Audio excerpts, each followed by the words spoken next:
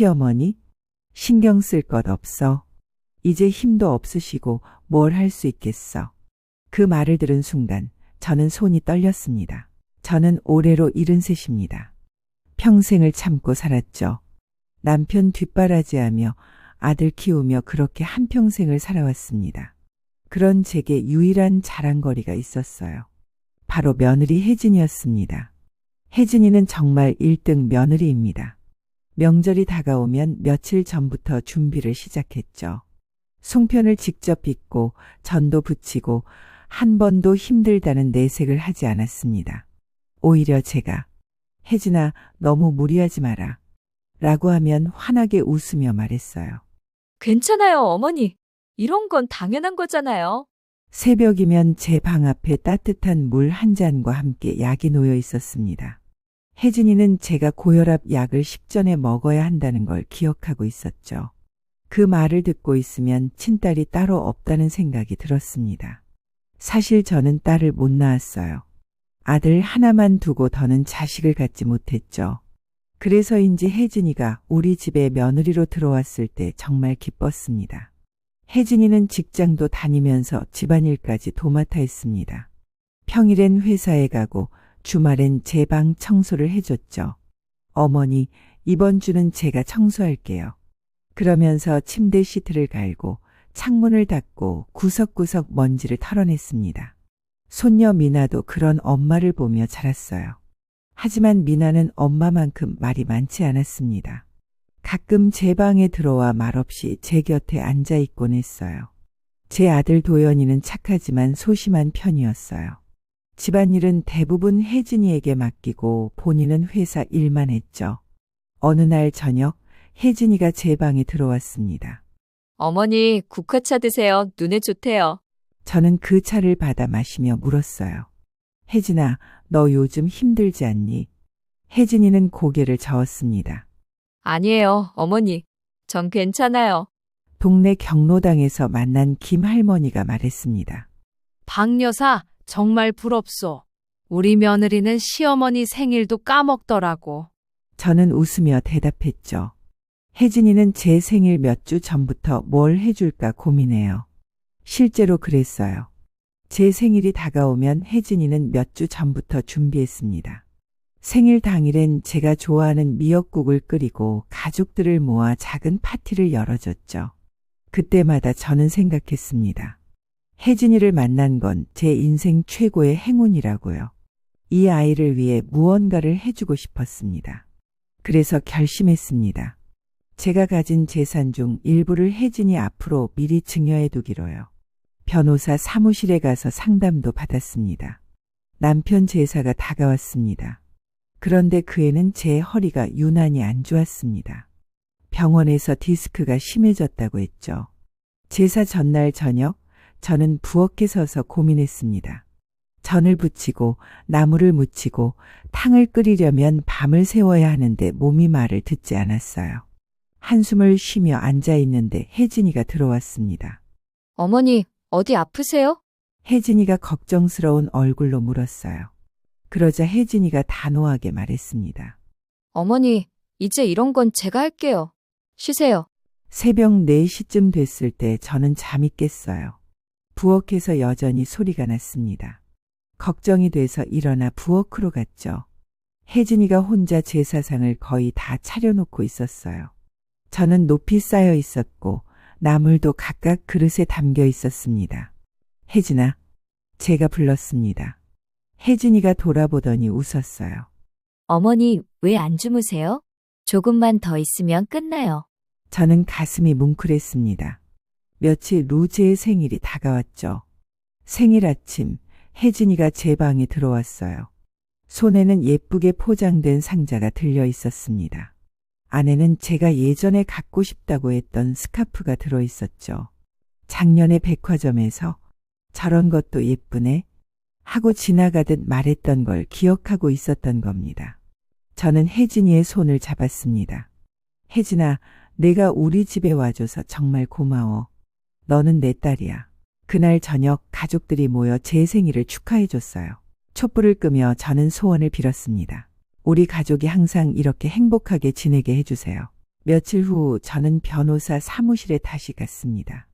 생전증여 서류를 완성하기 위해서였죠.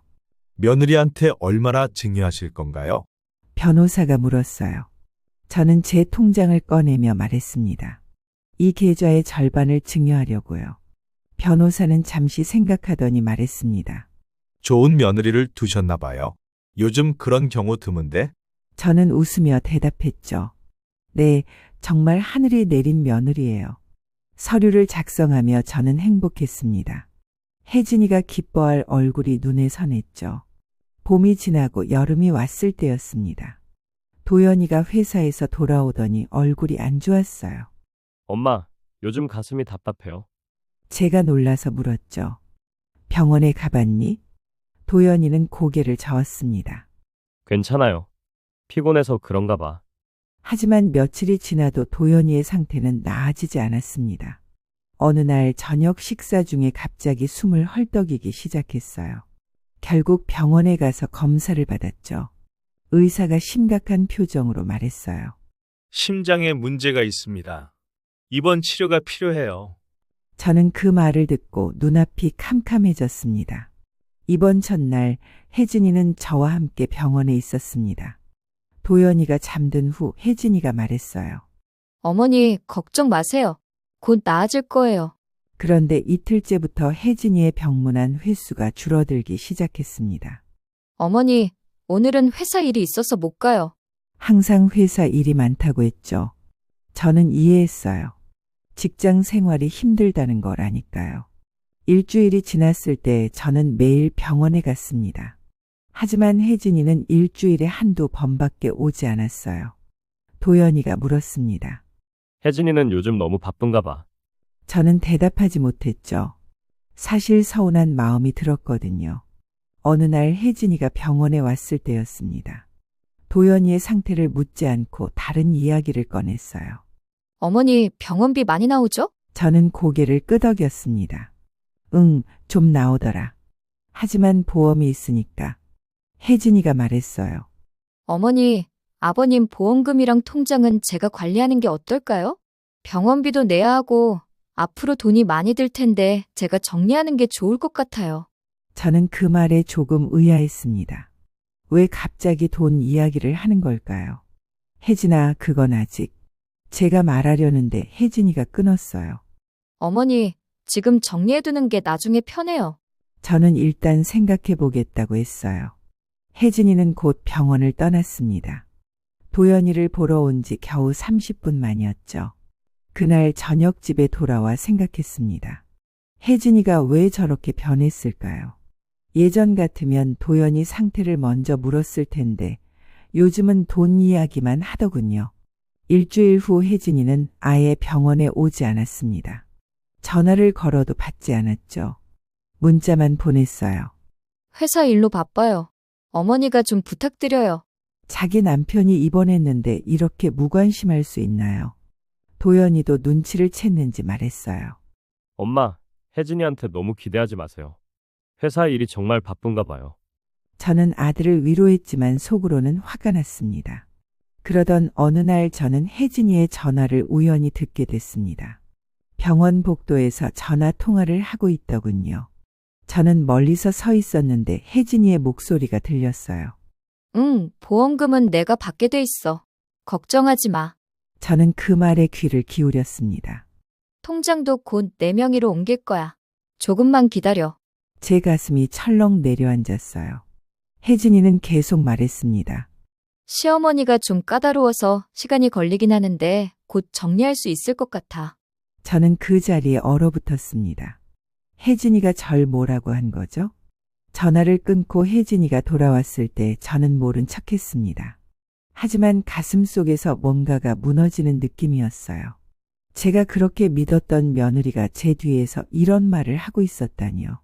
그날 밤 저는 잠들지 못했습니다. 혜진이의 그 차가운 목소리가 계속 귓가에 맴돌았어요. 시어머니가 좀 까다로워서. 저는 혜진이에게 뭘 까다롭게 한 적이 있나요? 다음 날 저는 혜진이를 유심히 지켜봤습니다. 도연이에게 말을 건넬 때도 마음이 없어 보였어요. 여보, 많이 힘들지? 혜진이가 물었지만 대답을 기다리지도 않고 휴대폰을 봤어요.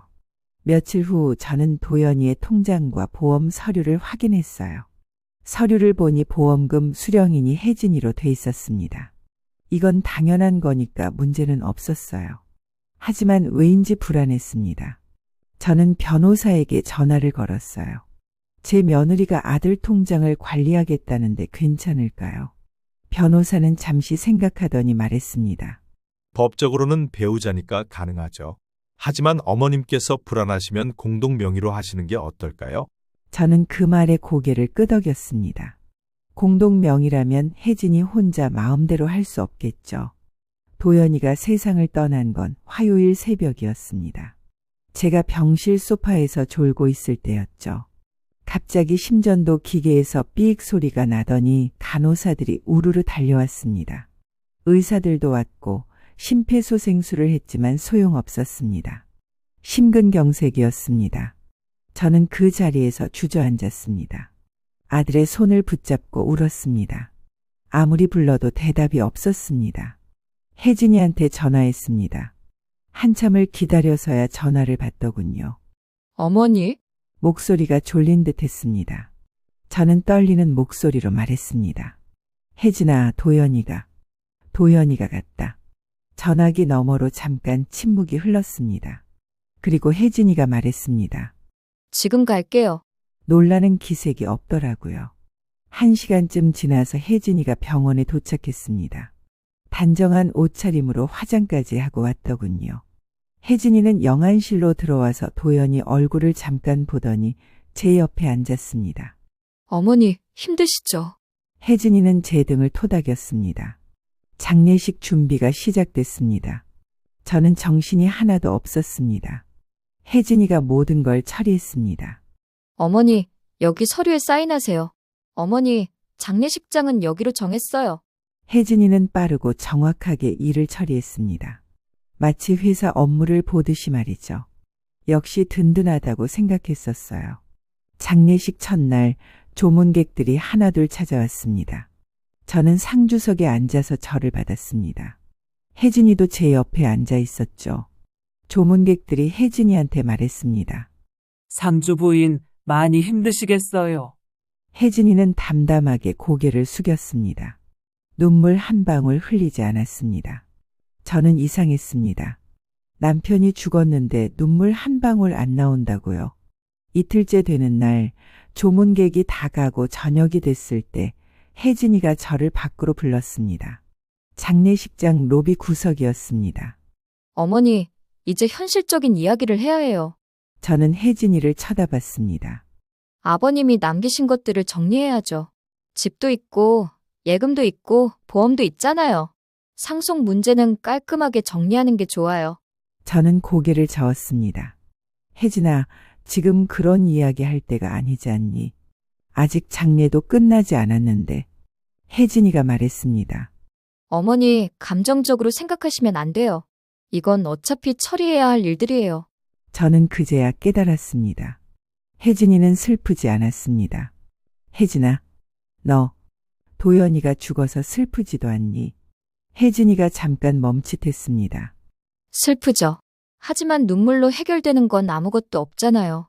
그 말을 듣는 순간 저는 오싹했습니다. 장례식이 끝나고 집으로 돌아왔을 때 혜진이는 정리할 게 있어서요. 하면서 어디론가 나가버렸죠.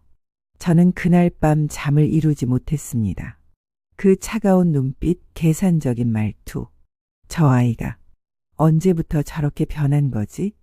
장례를 치른 지 일주일쯤 지났을 때 변호사 사무실로 가야 했습니다. 도연이가 남긴 유언장을 확인하는 날이었죠. 저는 그날 아침부터 마음이 무거웠습니다. 혜진이와 손녀 미나가 함께 갔습니다. 혜진이는 가만히 앉아서 손톱을 만지작거렸습니다. 미나는 제 손을 꼭 잡아줬죠. 변호사가 들어와 서류 가방을 열더니 봉투 하나를 꺼냈습니다. 고인께서 작년에 작성하신 유언장입니다. 작년이라고요. 도연이가 작년에 이미 유언장을 썼다는 말인가요? 저는 몰랐습니다. 변호사가 유언장을 읽기 시작했습니다. 나 최도연은 다음과 같이 유언합니다. 첫째, 현재 거주하고 있는 집의 절반은 딸 최민아에게 상속합니다. 둘째, 나머지 절반은 아내 윤혜진에게 상속합니다. 셋째, 예금과 보험금은 아내와 딸이 반반씩 나눕니다.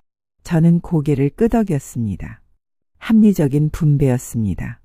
하지만 손녀 미나는 아직 미성년자였습니다. 18살밖에 안 됐죠. 변호사가 설명했습니다. 미성년자인 최민아 양의 상속분은 성년이 될 때까지 법정 대리인이 관리하게 됩니다. 혜진이가 바로 물었습니다. 그럼 제가 관리하는 거죠? 변호사가 고개를 끄덕였습니다. 네, 어머니이시니까요. 저는 그 순간 불안했습니다. 그래서 물었죠. 변호사님, 그럼 미나 몫은 따로 통장을 만들어서 관리할 수 있나요? 변호사가 대답했습니다. 물론입니다. 미성년자 명의로 통장을 만들어서 보호자가 관리하면 됩니다. 혜진이가 끼어들었습니다. 어머니, 걱정 마세요. 제가 잘 관리할게요. 하지만 저는 믿어지지 않았습니다. 저는 단호하게 말했습니다. 혜진아, 미나 몫은 미나 이름으로 두는 게 맞다. 그 돈은 미나가 나중에 대학 가거나 독립할 때 쓸 돈이잖니. 혜진이의 표정이 굳었습니다. 처음으로 제대로 환한 얼굴을 봤습니다. 어머니, 제가 애 엄마예요. 제가 알아서 할게요. 저는 물러서지 않았습니다. 그래, 내가 엄마지. 하지만 미나 돈은 미나 걸로 남겨둬야 해. 혜진이가 의자를 뒤로 밀면서 일어섰습니다. 어머니, 세상이 그렇게 단순하지 않잖아요. 집을 팔아야 할 수도 있고 급하게 돈이 필요할 수도 있어요. 그럴 때마다 미나 허락을 받아야 하나요? 저는 당황했습니다. 집을 판다고요? 혜진아, 갑자기 왜 집을 팔아? 우리 여기서 계속 살면 되잖니. 혜진이가 냉소를 띠며 말했습니다. 어머니는 모르세요. 이 집 유지비가 얼마나 드는지. 세금, 관리비, 수리비. 그냥 살기만 하면 되는 게 아니에요. 미나가 조용히 말했습니다. 엄마, 저 괜찮아요. 할머니 말씀대로예요. 혜진이가 미나를 무섭게 쳐다봤습니다. 너가 뭘 안다고 끼어들어? 미나가 움찔했습니다. 저는 손녀를 감싸며 말했습니다. 혜진아, 미나한테 왜 그래? 혜진이가 한숨을 크게 쉬며 가방을 집어들었습니다. 변호사님, 서류 정리해서 보내주세요. 전 먼저 가보겠습니다. 그렇게 혜진이는 회의실을 나가버렸습니다. 저와 미나만 남았죠. 변호사가 난처한 표정으로 말했습니다. 상속 문제는 가족끼리 잘 상의하셔야 할 것 같습니다. 집으로 돌아오는 길, 저는 미나 손을 꼭 잡았습니다. 미나야, 무서웠지? 미나가 고개를 끄덕였습니다. 할머니, 엄마가 이상해요. 요즘 너무 달라졌어요. 저도 알고 있었습니다. 혜진이가 변했다는 걸 말이죠. 하지만 왜 변한 건지는 아직 몰랐습니다. 다만 한 가지는 확실했습니다. 예전에 그 착한 며느리는 사라졌다는 것입니다. 그날 이후로 집안 분위기가 싸늘해졌습니다. 혜진이는 저를 피했고 저도 혜진이와 마주치는 게 불편했죠. 미나만 중간에서 힘들어했습니다.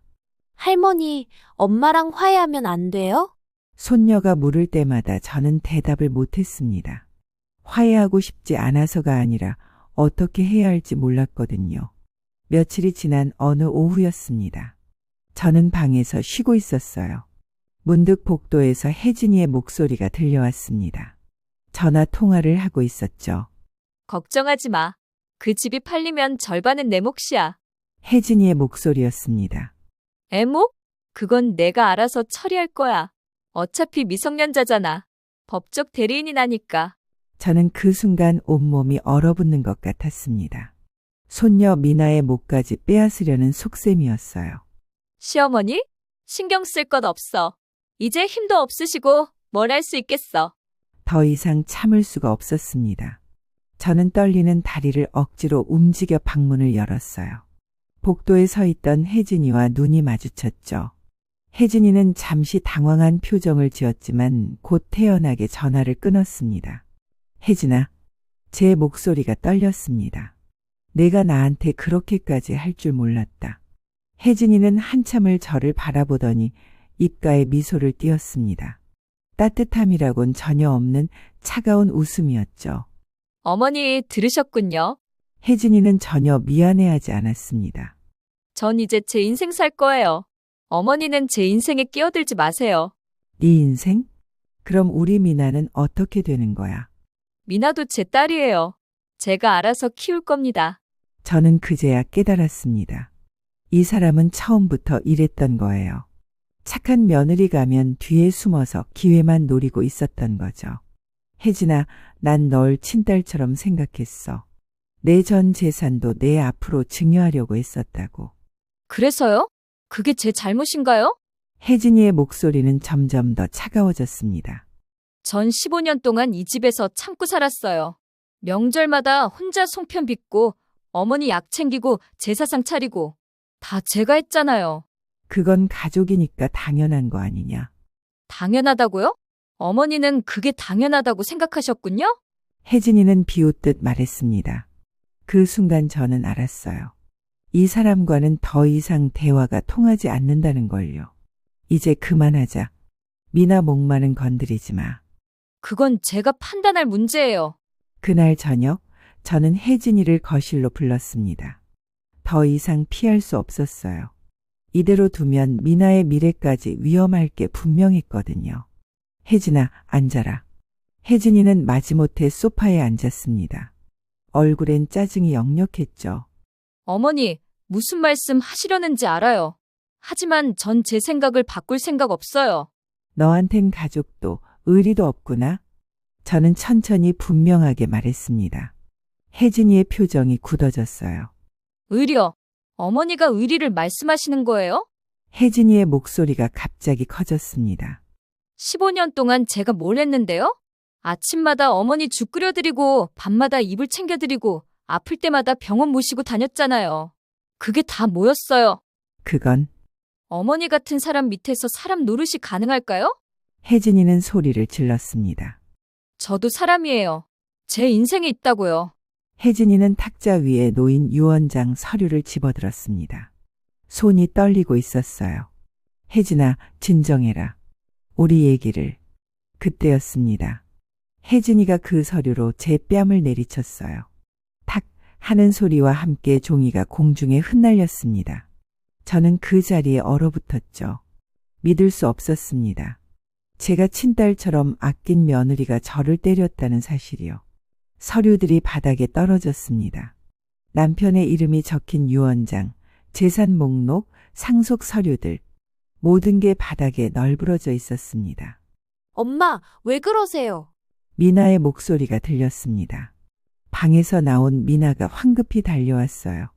혜진이와 저 사이에 서서 어찌할 바를 몰라 했죠. 할머니, 괜찮으세요? 미나가 제 손을 잡았습니다. 미나야, 괜찮다. 할머니 괜찮아. 하지만 괜찮지 않았습니다. 제 뺨은 따갑고 가슴은 무너져 내렸어요. 혜진이는 거칠게 숨을 몰아쉬며 얼굴이 새빨개지더니 미나를 향해 말했습니다. 미나야, 짐 싸. 우리 나갈 거야.